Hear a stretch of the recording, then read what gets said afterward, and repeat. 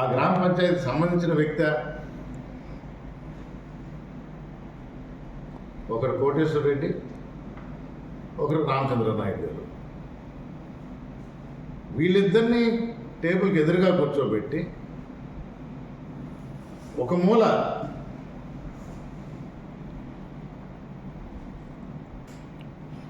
ST మహిళ సర్పంచ్, ఆమె విచారించారు. డిఎన్ఓ గారు మరి పార్టీ పరంగా చేస్తున్నారా లేదా ఈ కూటమి ప్రభుత్వం ఉన్నంత వరకే పనిచేయాలనుకుంటున్నారా?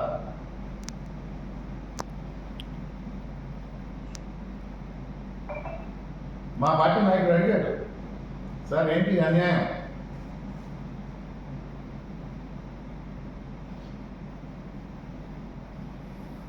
ఒక ఎస్టీ మహిళని, చదువురాని మహిళ,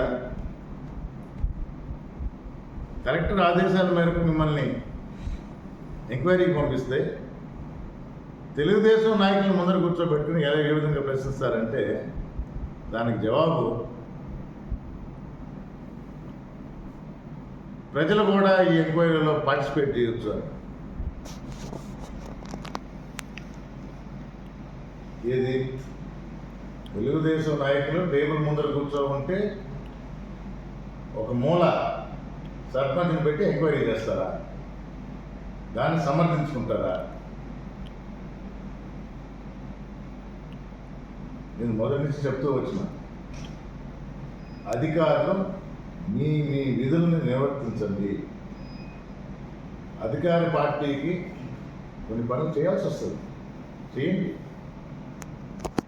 కానీ ప్రతిపక్షంలో ఉన్న మా నాయకులను కానీ మా ప్రజాప్రతినిధులను కానీ తప్పుడు కేసులు పెట్టినా, బెదిరించాలని చూసినా తగిన మూల్యం చెల్లించుకోక తప్పదు. నేరుగా చెప్తున్నా.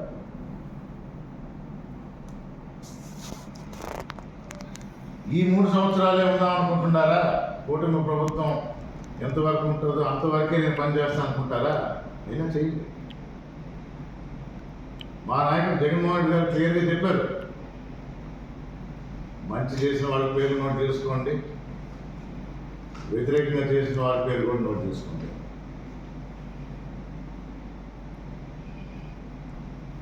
రాబోయేది వైఎస్ఆర్ కాంగ్రెస్ ప్రభుత్వం. ఎన్నికలు ఎప్పుడు జరిగింది? ఎందుకంటే ప్రజలు ఆల్రెడీ డిసైడ్ చేసేసారు.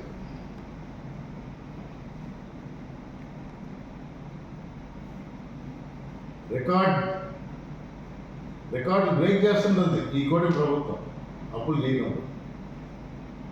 మరి ఆ డబ్బులు ఎక్కడ పోతున్నాయా? ఇదివరకు జనం అవసరం కోసం ప్రతి వర్గాన్ని గుర్తించి, అవసరాన్ని గుర్తించి వారికి బటన్ నొక్కి నేరుగా జమ చేశారు. దళారులు లేకుండా, పైసా ఖర్చు లేకుండా, నష్టపోకుండా. బటన్ నొక్కి అకౌంట్లో పట్టడం అంటే అది దాని అర్థం.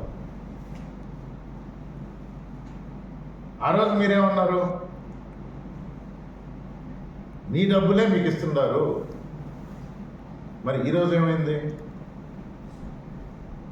ఇది వరకన్నా అప్పులు ఎక్కువ చేస్తూ ఉంది ఈ కూటమి ప్రభుత్వం, కానీ పథకాలు మాత్రం అందటం లేదు, ప్రజలకు ఏమీ చేరటం లేదు. రైతులు ఈ ప్రభుత్వాన్ని తిట్టుకోని రైతు లేడు. మిర్చి అయినా, టమాటో అయినా, మన వరి అయినా దిగుబడి తగ్గింది, ధర తగ్గింది.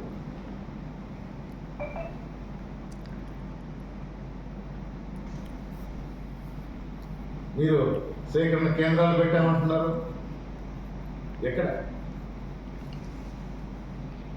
రైతులను అడగండి. ఎలాంటి సాయం అందటం లేదు. మీరు ఇచ్చిన హామీలు నిలబెట్టుకోలేదు.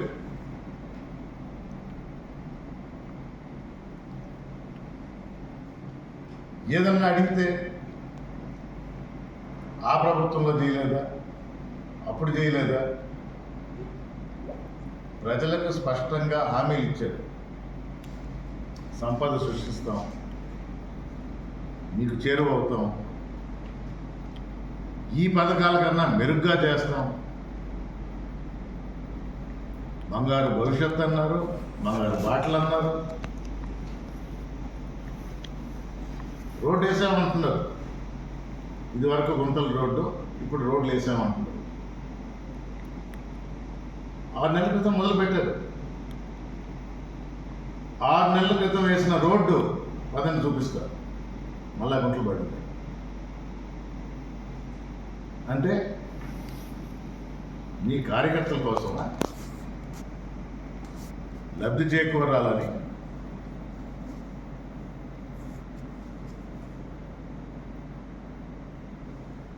ఏ విధంగా దాన్ని సమర్థించుకుంటారు? ఇసుక గురించి మాట్లాడారు, యథేచ్ఛగా లారీలు పోతున్నాయి. గ్రావెల్ గురించి మాట్లాడారు, ఎవరు ఏ బండిని ఆపటం లేదు. వెంకటగిరి నియోజకవర్గంలో సైదాపురంలో ఉన్న క్వాడ్స్ ప్రతిరోజు సాక్షిలో కాదు, ఈనాడు ఆంధ్రజ్యోతిలో వస్తుంది. ఎవరు దీనికి బాధ్యులు? ఏం చేస్తుంది కూటమి ప్రభుత్వం?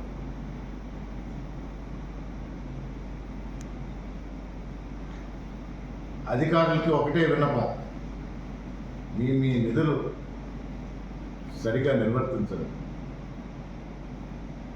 ప్రజలకు అన్యాయం చేయరు. ప్రభుత్వం ఉంది కాబట్టి కొందరికి ఎక్కువ సాయం చేయకుంటారు, చేయండి. ఇది వరకు కూడా చెప్పాం.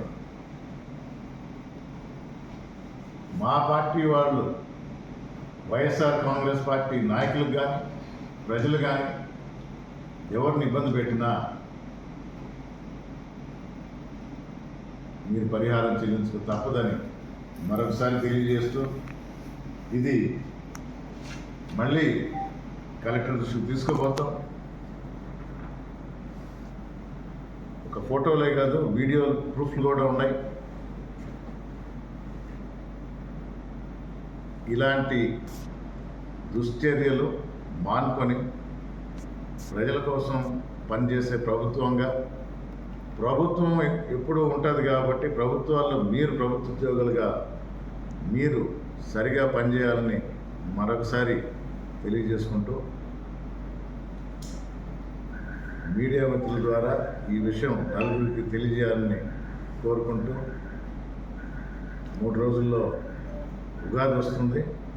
వెంకటగిరి నియోజకవర్గ ప్రజలందరికీ ఉగాది శుభాకాంక్షలు మరియు రంజాన్ శుభాకాంక్షలు తెలియజేస్తూ సెలవు.